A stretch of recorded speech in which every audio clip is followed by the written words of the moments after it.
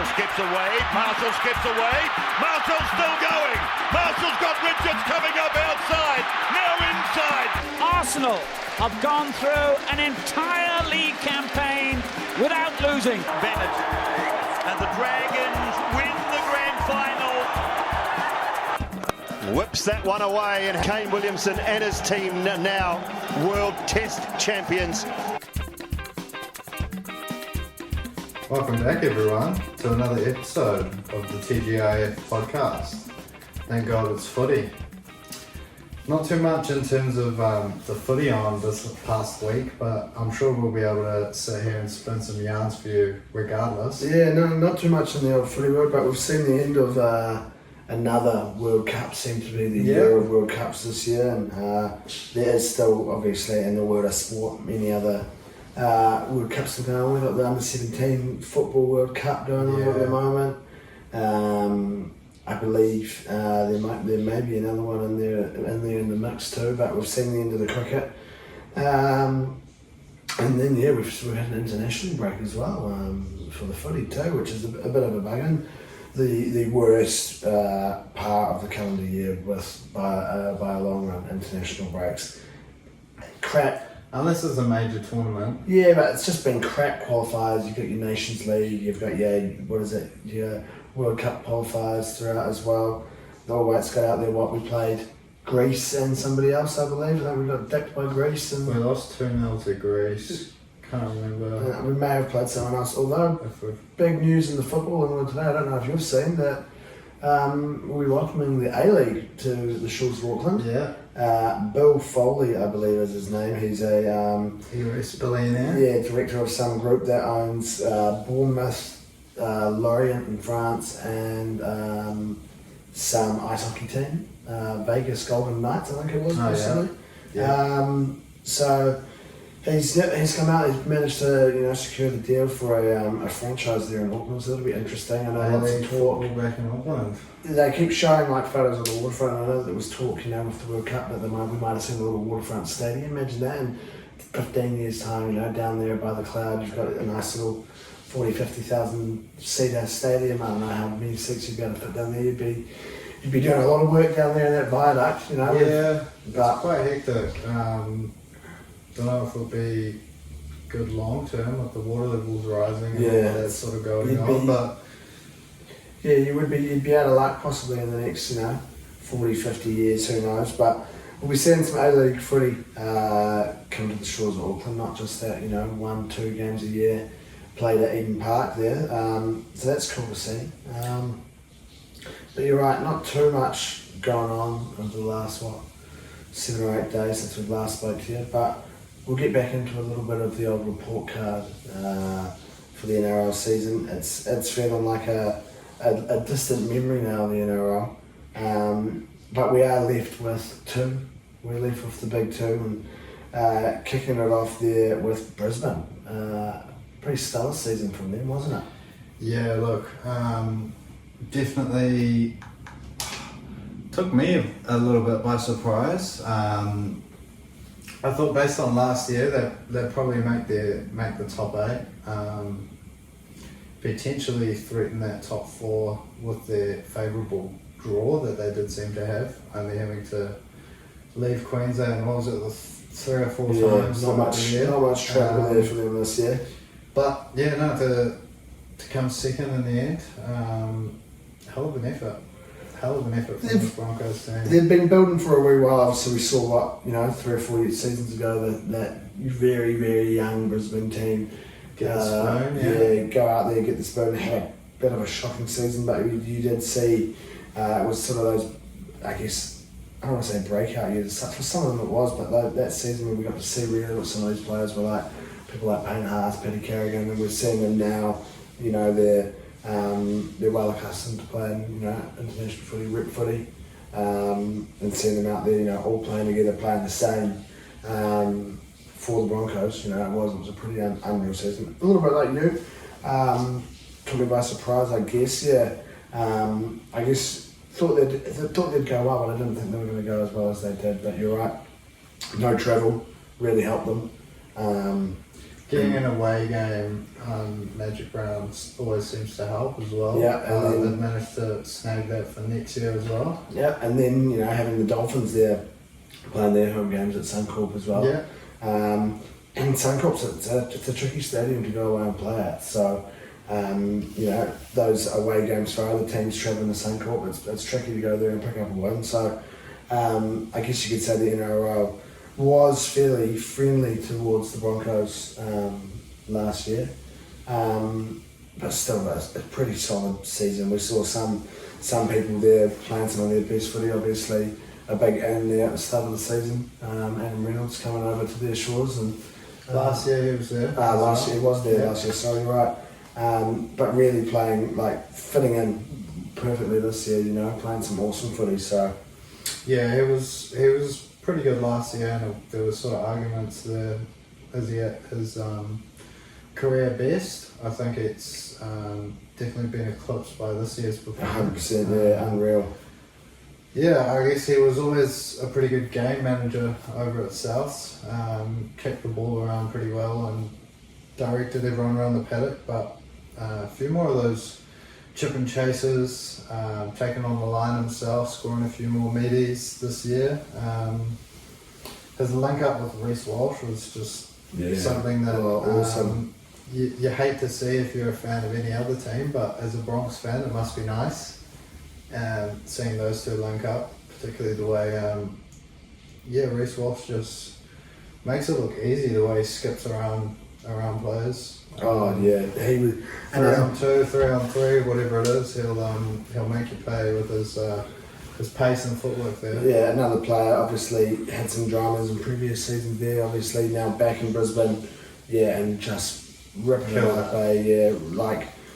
Anyone who had question marks over what he was going to be able to do. He started the season reasonably well, but I think ever since Billy Slater got his hands on him through that Origin period, he's just gone to another level. Oh yeah, something clicked, eh?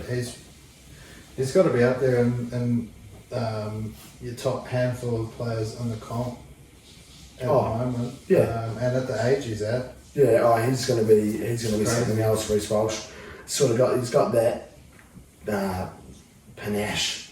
Panache, is that the right word? Pizzazz. Yeah. Panache. What is the meaning of panache?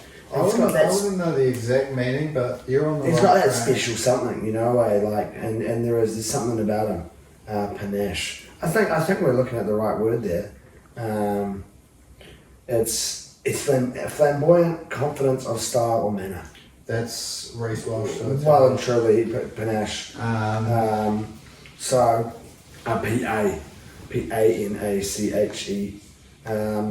But he does. He's got something about him, and he looks confident on the ball, light on his feet.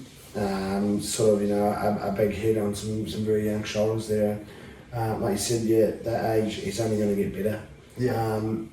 And a setup like Brisbane as well, where he's only going to improve. And him and Ezra Mam, coming in at 20 and 21 respectively, something like that. And even the rest of some of these players now that are very experienced NRL forwards, like I said, Panache and Petty Carrigan, who have played 100 plus games, and they're younger than us, 24, 25. Yeah, I'd say they'd be on the better side of 25. So around about that age.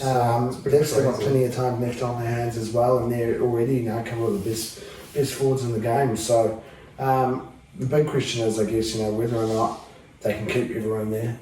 We've already seen a couple of casualties, I suppose. Herbie off to the Dolphins had a great year, Herbie, so they'll be missing his strike on that edge. And big Tommy Flegler, also off to the Finns. Yep, I believe so. Yeah, so two blokes there staying. A little bit of extra heat in that local derby next year. Oh, well and truly. But yes, they're staying local, staying in Queensland, and we are. We've seen a couple of casualties, but big question if they can keep that side together. I think if they can keep Haas and Carrigan and the forwards there, and Ezra Mam and Reece Walsh long term, they'll be a pretty gun side going forward. Reynolds probably doesn't have too many years left in him, but Tony Staggs is another one that comes to mind. Oh, it's the Keep list, him there. list goes on. Yeah, they've got a really strong looking squad. And Selwyn, Colbo, if perhaps he jumps into the centres next year. I mean, he went really well in the wing, but who knows? all depending on what recruitment they do get up to, I guess, over I see there. they've re-signed Corey Oates.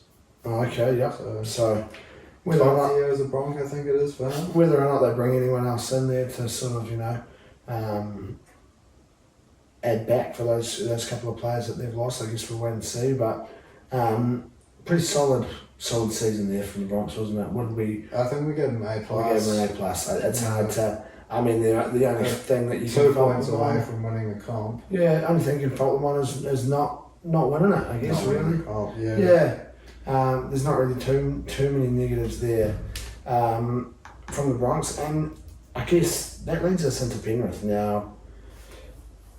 Again, expected. Yes, it was big to go out there and do it again, but expected. Yeah, I mean, in hindsight, it's obviously hard to not tip a team that's won the comp 2 years in a row. But a couple of big, I guess, outs for Penrith at the start of the year. Appy joining the Tigs and Kickout joining the Doggies. Lots of chat whether they could reach that level again, and they sure as hell did. Yeah, you saw the players coming in, filling in that role that those two there left. Obviously, that season before they'd already started to prepare for losing Abby. Mitch Kenny playing a lot of footy there. Players like Luke Garner coming into the squad.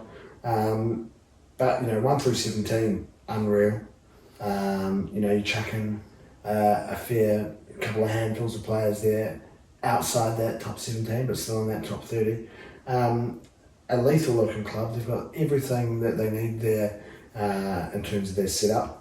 And yeah, there was probably 3 games this year that we saw where they didn't play well.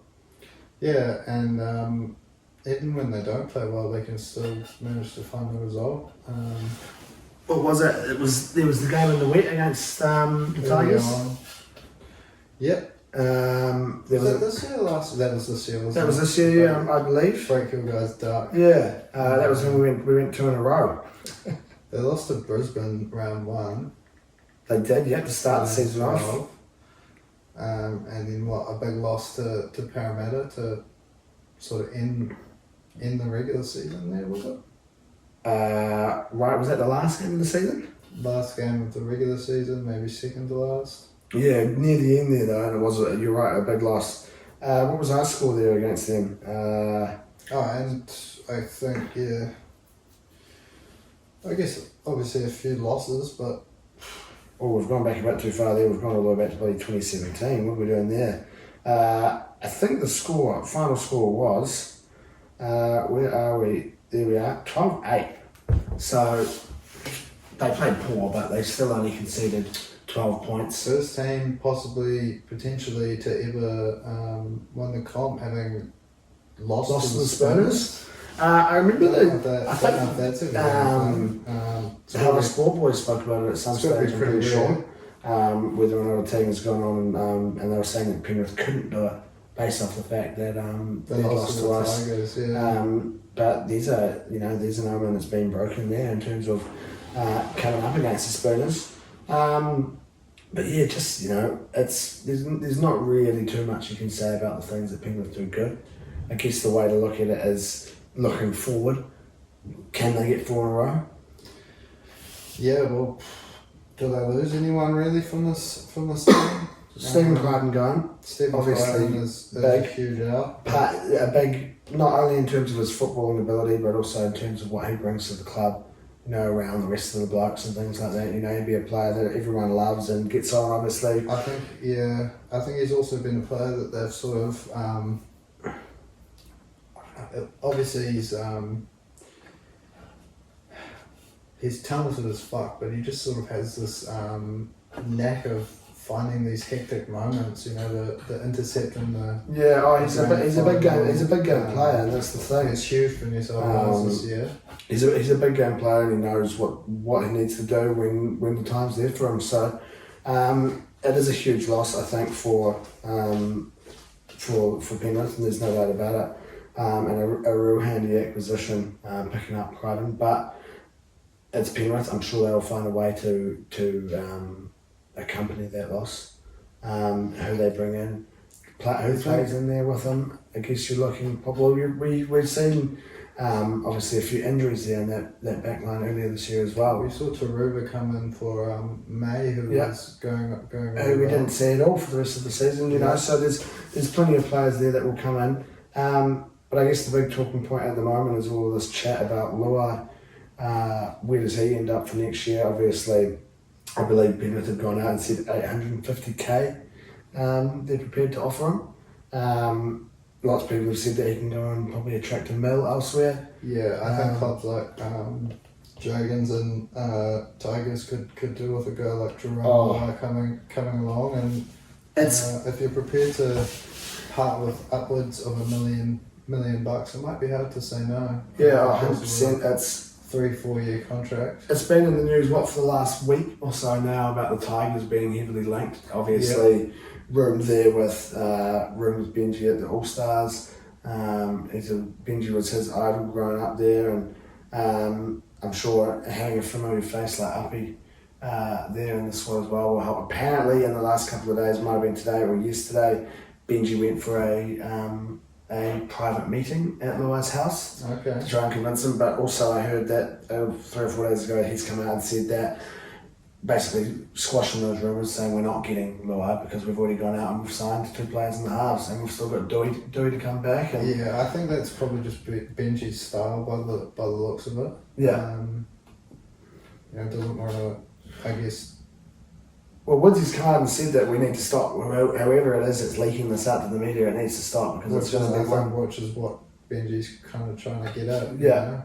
Doesn't want to talk about it in the media until it's actually done, which I guess it's boring for us fans a little bit, but it's probably the way. Preferably the way that the Tigers need to go. 100%. It's not something that you see from all these other teams. It just sort of comes out that so signing, you don't hear about it for the first 3 weeks beforehand. So whether he stays or not, I've seen Bradman Best commented a little Tigers emoji on one of Jerome Luai's most recent posts. So whether or not that means something. Oh, that'd be. I mean, it'd be unreal if he came to the Tigers. Obviously. Wouldn't mind him at the Dragons either. He's obviously played there alongside Cleary, who will possibly be one of, if not the greatest ever NRL players. I think his current trajectory, he's on track to be the greatest. If he can do it for another 7 or 8 years, then I'm sure he will be in the conversation. But he's obviously, it's not all been there on Cleary, and Luai has had a huge part to play. And another player there like Crichton, who not only brings a lot on the field but also off the field in terms of that sense of brotherhood there in their team. It's a big thing, the being from the area there. So it's a huge question mark whether or not he stays. I'm sure lots of teams would say that he's worth $1 million, and if it's only Penrith that say he's not, then a high chance they don't see him there. Well, I just don't think Penrith really had enough money in the salary cap to be paying Cleary what they're paying him. You'd think Yo would be up there, maybe not $1 million, but fairly close to it. Dylan Edwards is just got a pretty sweet upgrade. A few of those other big boppers as well. James Fisher-Harris will be on a decent meal there at the Panthers. So I guess it's just impossible for them to stay in the cap and still offer him $1 million. So I guess that's all they've been able to ruffle up. Whether it'll be enough, time will tell, I guess. I guess he's free. He's been free for 3 weeks to make any signing. So we might see that resolved sooner rather than later. But ideally, coming out in the black and orange of the Tigers would be the way I'd like to see it. all play out in the end. It would be lovely. But I guess what we're looking at another A+. You can't really do much else. You go out there, you go 3 in a row, you win the comp again, and you're the team that everyone wants to be. Performances, comebacks at least. Oh, 100%, and it's a team that's going to go down in history. This sort of Penrith squad over the last 3-4 years. It's an unreal feat what they've been able to do. Apart from Melbourne, who were obviously very dominant, never managed to 3 in a row. Exactly. So I can't think of a team that has been as dominant as us. And just you think the game's over before it's even kicked off. So yeah, I guess shout out to Penrith if you want. Well done. Enough shout outs there. Well done on another A+. Well done on another wonderful season there, Penrith. But it brings a close to the NRL, I guess, for now.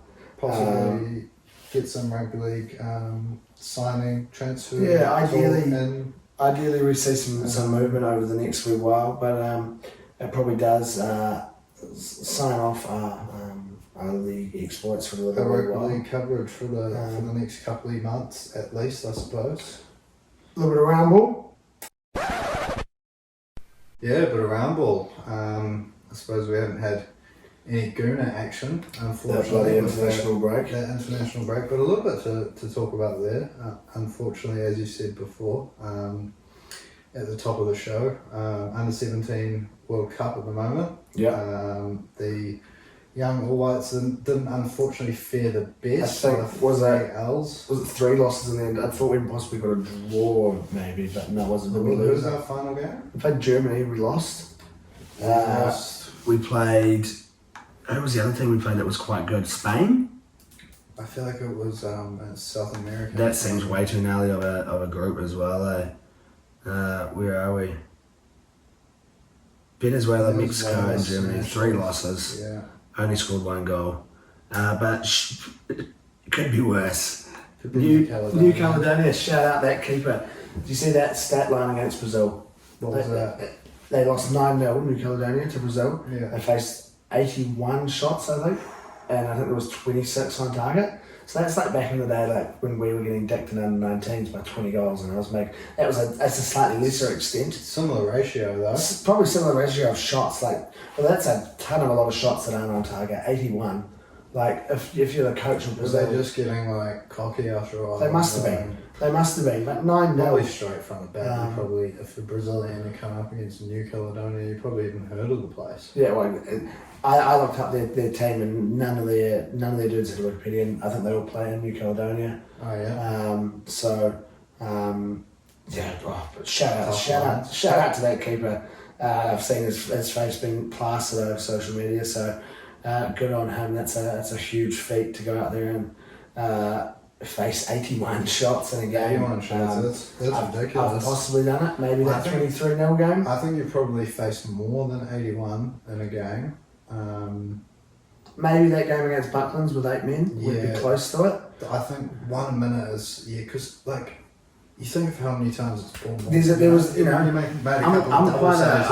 quite a fan of a double or a triple save back in the day. Get the old feet down there and not have to make the double because I haven't saved it properly. You know what I mean? Done the old De Gea. 81. It's a huge feat. It's a big knock.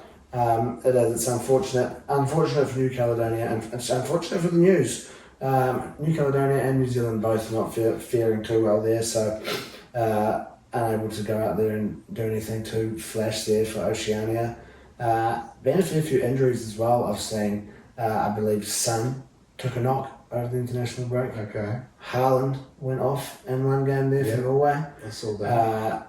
Someone else for City. City have got a ginormous injury list. Okay. Obviously, as do Newcastle currently as well. And if Spurs lose Son, that's a huge injury list just with that one player. And Madison and Van der Ven. Exactly. There you go. The other 2 who are out as well.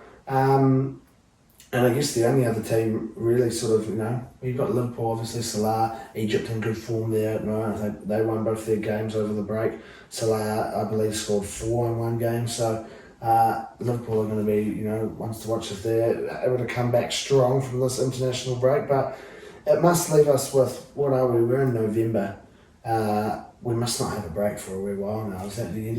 I think we've it's got AFCON until about. We've got AFCON in January. Okay. So there's a plus there for everyone bar Liverpool, really.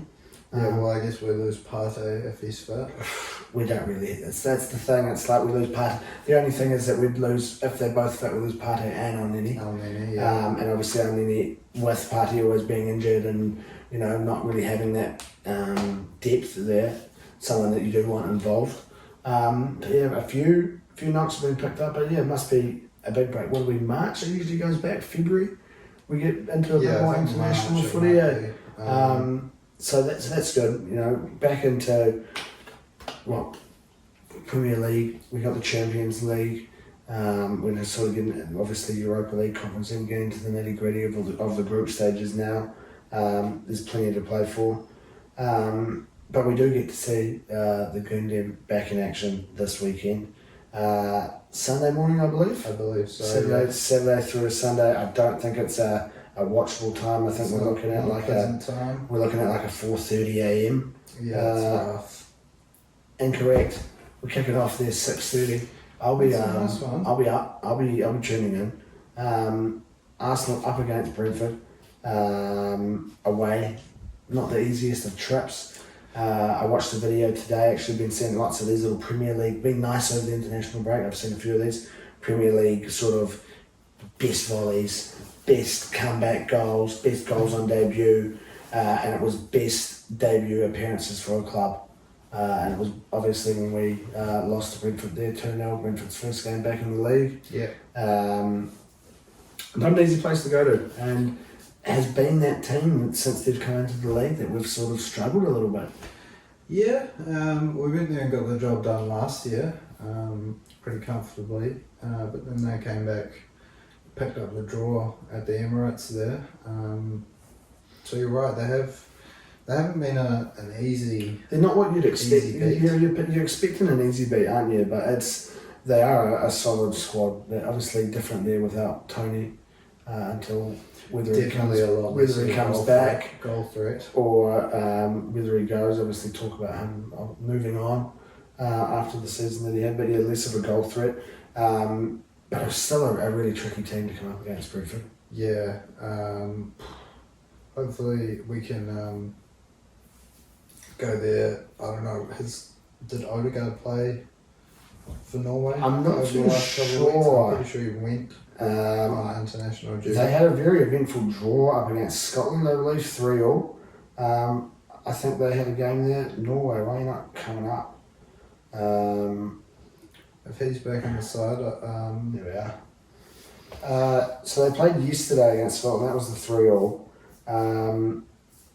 Odegaard wasn't involved. It's down there as injured. This is on Forza. No Haaland there in the squad, obviously, as well. I'm guessing that he probably didn't play their previous game either, Odegaard. Whereas that on the 17th they played the Faroe Islands. I highly doubt he would have played that as the game there.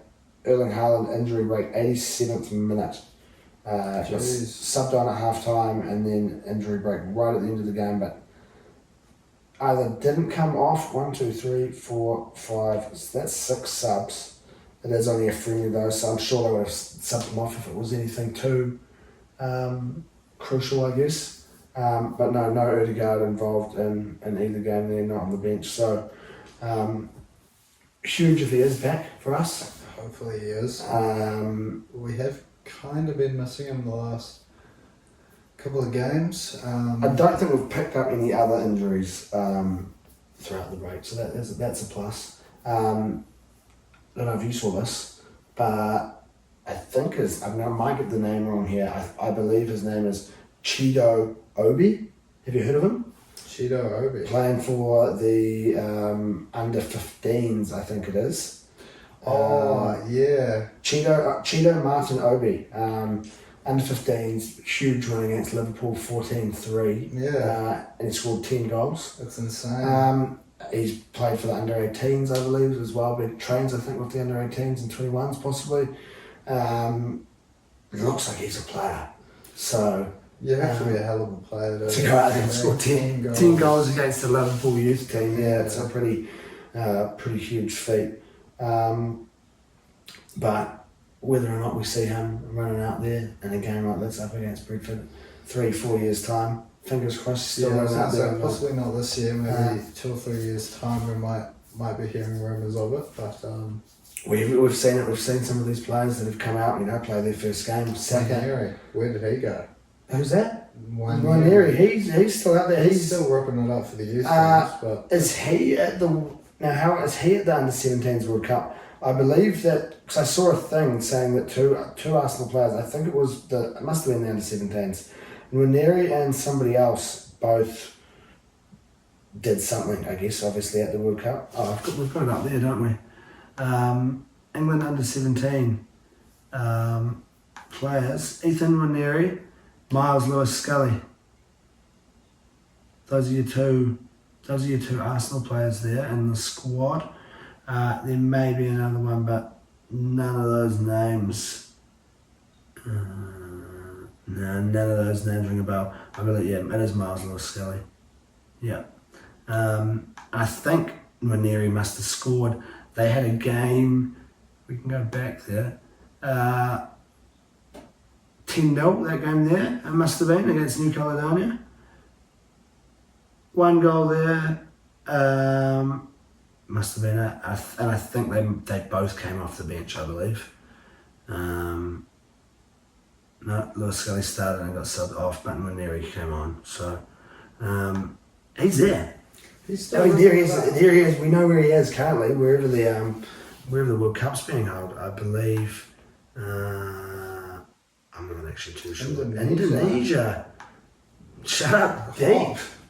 Bali in Indonesia. Yeah, shut up, deep. Get yourself into a game, brother. Yeah. Some quality players out there to be seen. It's there's some of the players that have graced the under-17 World Cup throughout the years. There's a tasty. I saw a thing. We played Spain. Was it 1997 or 1999 under-17 World Cup, and they had Casillas and Xavi. I think it was us that played them. I think they went on to win it, the Spain team. But Casillas and Xavi, and there was someone else as well who was a La Liga legend, you could say. But yeah, it's a gnarly looking Spain squad. But some of these players that have graced the under-17 World Cup, it's the place to be, deep, if you're in Indonesia, and you're in Indonesia, brother. So get yourself along. Probably it for the free. I guess sticking with the round ball, we've got a bit of badminton ball. As I said earlier, the old Cricket World Cup came to an end. We've seen the end of the big World Cups there for 2023 now. Hey, it was not what I was expecting whatsoever. Yeah, no, it was probably, I guess, a more expected result in that semi-final for India, pumping close to 400 against an unlucky New Zealand side to fall 70 odd runs short. Aussie, I guess, scratched home against South Africa in the semi, and you thought as long as India can turn up, they should do the business. But shout out the Aussies, I suppose, for picking up their 6th Cricket World Cup title. Shout out the Aussies. They're, I believe, probably still partying. I've seen a few photos. Travis Head looking like he's in a good state. Obviously, man of the moment there for Aussie. Yeah, doing the damage there with 139. Huge knock off the bat, and one of the most unreal catches I've seen. That first catch there. Spectacular. It was unreal. So yeah, shout out to Travis Head leading the way there for Aussie. Well deserved man of the match there. Unfortunate for India. Shout out Vipul, my new dairy owner's brother, who's over here running the show at the moment. Shout out to people, but also unlucky brother, because since we've met, we've clicked with Joel. He's become he's an integral part of the sort of that area of Devonport community. At least for me, Finney, as such, two of us that we do very Facebook friends. I'm even Facebook friends with him. I had to post a little thing on the locals page for him, and I thought, we'll add you in there, brother, so you can post your missing keys yourself. But Vipor, and obviously you gauge there from the name. He's Indian, big cricket fan. We've been bantering away throughout the week up towards that semi-final. Rolled on in there on Sunday. And we've kind of got this thing, if he might be out the back doing something, and he'll have a look on the camera, see me roll in and take his time. So as soon as I rolled in, I just went like that, straight to the camera, and he came out laughing and then sort of gave me some stick, and then, came in there on the weekend, and I had to pass on my condolences to him. So, Vipor, if you're listening, I highly doubt it, but if this gets out to you in some way, shape or form, shout out to you. But yeah, and heartbreak for India. I think a lot of it comes down to you roll through 9 group games. 10. No, there's 10 games, wasn't there? Oh, sorry. 9. Obviously 9 group games. 9 group games. Make it a 10. You've got one game where they were truly challenged, I reckon. 2. The game against us. Yeah. Was close, and I think there was one more game, but really they looked like they were the best side the whole way through. Head and shoulders, yeah. Came in against us in the semi, dipped us, clearly better than what we were there on the day, compared to the first time we played them at least. And then you're up against an Aussie team who, started with 2 losses. I think they were bottom of the table there, right? Or was it still England? Maybe they were there or thereabouts. They were bottom of the table. They were table. shit to start off, and they, we've said it a lot throughout the season, peaking at the right time. You get that extra little bit of run up at the start to get lift off, and if your trajectory is just high, in that slipstream behind the pack, and then boom, you're flying through, and that's what Aussie did. So came on in, Glenn Maxwell putting in a hell of a performance there throughout. Some of these players just playing out of their skins, Aussie, and they did. I think probably their only true difficult test, and they weren't able to cope with it. Yeah, I guess that's one way to look at it. Possibly weren't tested enough, put under enough pressure to be used to it in that final there. But look, maybe just also didn't have their best day on the Aussie clearly know how to play a final. 6th World Cup, 6 World Cups. You don't pick up that many. I don't even think any other team has more than 2. So it's huge dominance there. Obviously for Aussie, and heartbreak for India, but obviously heartbreak for the Black Caps there as well. Unable to make the final, try and take the win there. Shout out to Daryl Mitchell. Making the team of the tournament there. I'm with you though. Ravindra robbed well and truly. I scrolled down the list looking for his name kind of first, and then there was even a team based off basically stats. Ravindra wasn't in there, so I guess maybe when I saw that, I was kind of like, maybe that is true. Daryl Mitchell though, a hell of a bloke, unreal. 200s against India. Yeah, so that's an unreal player. Shout out to Mitchell. A pretty tasty looking team there. What have we got? De Kock and Rohit Sharma. 2 openers. Not too shabby, thank you. Virat coming in at 3rd player of the tournament, well deserved. Yeah. I think it was close to 800 runs. Oh yeah, something which is just ridiculous. 50 one-day international hundreds brought up against us in that semi-final there. So shout out to. Pretty fucked to think someone would go past Session with his 48, I think it is. 49. Yeah, he's now. I saw something. Was it the?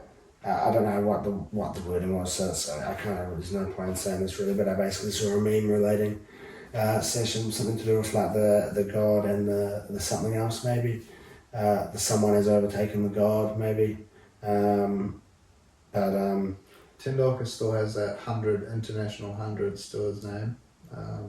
What's Virat sitting at? I think I don't know how many he's got in 2020s, but he's on about 30 something for tests, so still got a little bit, still got a few years left. And He's got to be there or thereabouts, I'd say. I'd say when he plays in a day, yeah. But coming in at 3, Virat, not too shabby.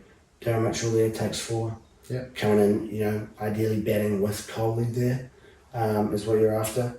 Rahul coming in at 5. Joined there by the machine that is Glenn Maxwell, the Terminator. Seemed to be made of steel, I guess you could say, a bit of a robot out there, chugging away.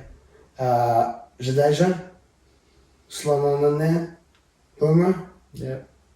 Madhushankar, Zampa, Shami. It's a tasty looking bowling line up there. Plenty of wickets fallen there from those lads over the last 3-4 weeks or so. Month. It's a big one, The old Cricket World Cup. Obviously. Normally doesn't drag on this long, but they only did the 1 game per day. Yeah. A bit gnarly going out there and playing 2 games cricket back to back. You obviously you have that. Well, sometimes you have tests. them playing at the same time. Yeah, and obviously, you have 5-day tests. Different time zones, Different time zones. Well, if you got like, You got a football. if you got a World Cup in Aussie, right, and you play one, and you start at 10 o'clock in Melbourne. Oh, and yeah. another one, and you start at 10 o'clock at Perth. Yeah. Gotcha. Maybe not every country has different time zones, so that's But that's probably a very specific example. But there with I was thinking you were more meaning like you had fucking half your we got a game here at fucking Old Trafford, World Series sort of. and then you've got your game down here in the Southern Hemisphere, and it's like fuck. Now we're off to play Netherlands, in this other place, Now we're down to Croatia. and you're all over it. Yeah, so it seemed a bit far fetched. But also speaking of Session, I saw a cool little video there the other day. Session and Ryan Fox. Yeah. I don't know if you saw it, talking about anchoring of the putter, and how obviously you can't anchor it on your belly now, but a lot of players will sort of hold it. I can't remember how it was held, kind of like this, I think. Yeah. So you hold it like that, and then it's your swing, and I'm gonna try it out to be fair, see how it goes. But they're chatting away, sort of when you're at one of those events, you kind of got all the media around the golf course, people are doing bits and pieces, and they're chatting away, and he's talking to Session, saying explaining the whole switch to him, and then so he gets up, grabs the putter off him, sort of just flicks this ball over towards him, tries it out, sinks this putt, and then just goes, all right, well I'll stop there, and passes the putter back over, one and done. Session. Session. So he's a man of many talents. They don't call him the little master for nothing, I suppose. I'm sure he probably gets round in a sub 75. Would you say? I don't know what is. I'm sure he's a golfer. He's got to be. He's a hell of a cricketer. So I think he's got that hand-eye coordination. But I'd say he rolls around. Sub 75. So I don't think he has to work very much. Yeah. So I think he could get a fair bit of golfing if he wanted to. Let's have a look. What Session's handicap? What's Session Tendulkar's handicap?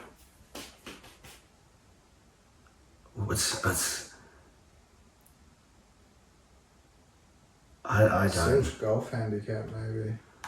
It's coming up with disabilities, yeah, that's a bit out of the gate. Because if he's disabled and he went out there and did what he did, wowzers. Post cricket, It's turns to Brian Lara's golf course. So there you go, Tendulkar and Lara tee off on the golf course. This seems a bit dodgy. Rediff. What type of website is that? It's probably just some Indian website. What a combination, eh? Lara and Tendulkar, how are you? What a combination. Does it say anything there about how they played? Played around a golf. Yeah, so Oh, the guy in orange handicap of 12. of 12. So playing off a 12 there. What did we say? That was 2020. So maybe not sub 75. But I reckon you chuck him down there at Maybe on a Waitemata. good day. I can chuck him down at Waitemata and he'd be sub 80. he'd be a sub-80 golfer at Wairemata. Yeah. Coming out off like maybe a 9 or something Definitely like a good that. day. You know, throwing darts probably on those par 3s. You know, he'd probably be on 2, on 13 and 16. You know, maybe 11 does him in. Maybe he's not a big hitter. Maybe he gets up there on 2 and goes, shit, I wish this was a par 5, like many of us do.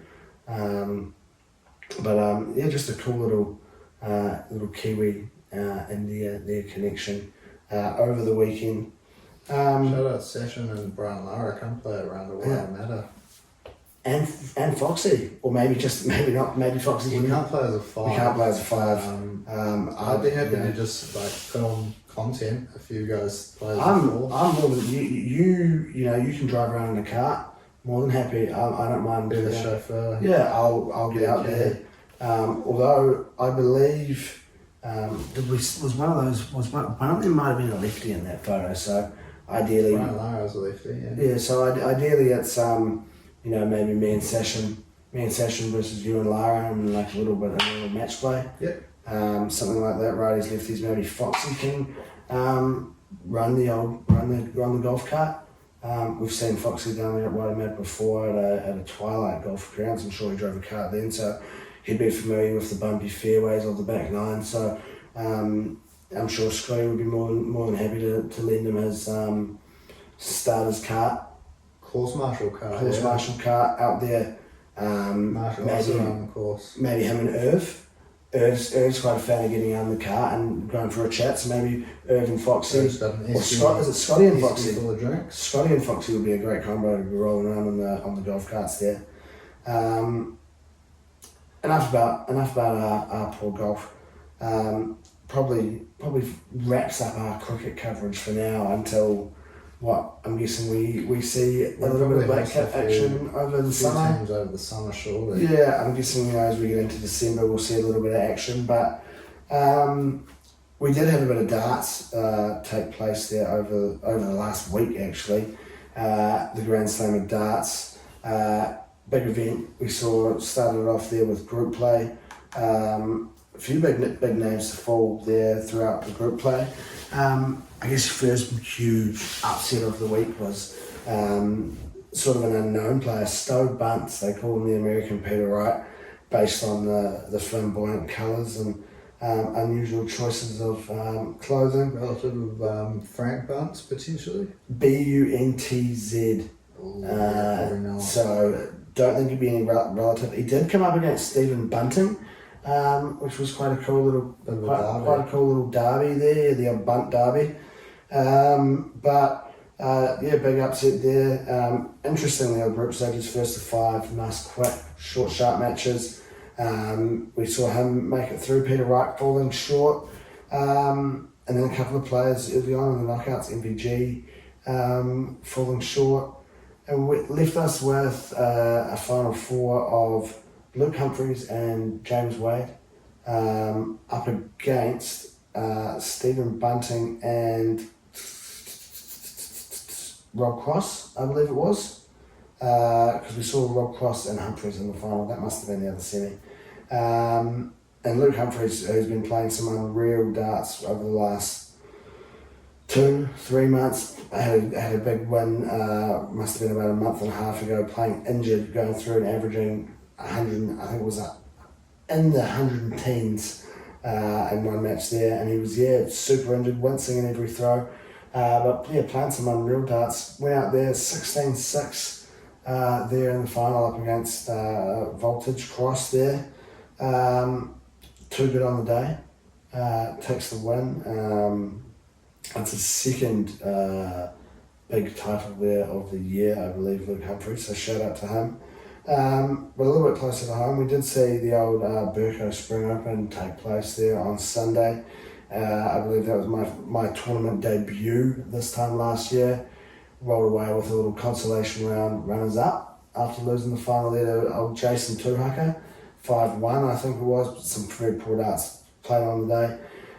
This time around, rolling in there, sort of an unknown board. 3 players in there I didn't really know too much about. Not the greatest start to the match, but first 9 not looking too good. 4th throw of the first leg, First darts in the triple 20, second darts in the triple 20. Kind of catch myself off guard a little bit, thinking, Jesus, where's this come from? And boom, we slide that third one in there. My chalker doesn't even give us a big loud call. I had to kind of give myself a call. Big chair, turned around, looked at GC, the old coordinator, and I said, mate, chuck me down for that first 180 because I think I've just got that. And my thinking was, based off the time, we kicked off about 10:10 and I think it was, 10:12, 10:13 when I'm whipping out a 180. So I'm thinking, Jesus, it's got to be me. But, you've got to be fair. You've got to be fair to everyone. You might be playing the second game on your board and you might get it in your first 3 darts. And technically, you've got it quicker than I have. So I was nearly waiting, throughout. A couple of people coming up, I think I got you, mate. I got it in my second leg. And I'm going, mate, get out of here. You had fourth leg. I had fourth turn of the first leg, brother. So we take the first 180. Not something I'd ever capture myself collecting at a darts tournament. We lose the game 3-0, kind of just, on edge. You weren't peaking at the right time. On edge from that 180, just sort of, throw me off guard. We lose the game 3-0 and I'm thinking, Jesus, is this game set match for the day? Already. I chalked the next game, saw the other two players come up against each other and I'm thinking, all right, we can probably go all right here. We saw a 3-0 win there. Ended up, first fella won all his games 3-0. I lost the game 3-0 and then won my next 2 games 3-0. The guy came third, lost 2 3-0s and won 3-0. So a clean pull. And the poor bloke who came last didn't win a leg. I don't think he's going to be listening. Had a very unusual throw, I must say. Not too much balance. Kind of, unleashing the whole body into it. Not really what you want to be doing. I know you're not much of a darter yourself, but I know I've told you a few times you want to keep your body nice and still. Yeah. Just moving that arm. You don't really need the power. You kind of like, it's kind of launching himself. It's kind of like he's going out for like that first stride of a triple jump, which is really not what you're doing. Triple jump and darts, two very different sports there. But we ended up making our way into the main round. Now never made it into a main round knockout of an open as such. Up against Mr. Whangaparaoa himself. That's what they call him, Mark Whangaparaoa. That's what I knew him as at the start, and we were unsure whether or not that he was rocking that as a surname or not, but clarified just his area of living. Up against Mark Shearer, we take the first leg. We're up 1-0, first to 4. Now we get ourselves down to a finish in this second leg, and I believe he's still on 190 something, and I'm thinking, here we go. We could be 2-0 up here. I believe I missed 5 darts at the double and he went out there and cleared 190 and 6 darts, I think. So all of a sudden we're looking like it's 2-0 up and we're maybe nearly home and hosed to all square, 1-1. And as you said, peaked too early, peaked 10-12. Not really when you want to be peaking. You want to be peaking sort of about 5:30 round the culmination of the final. So ended up with a 4-1 loss.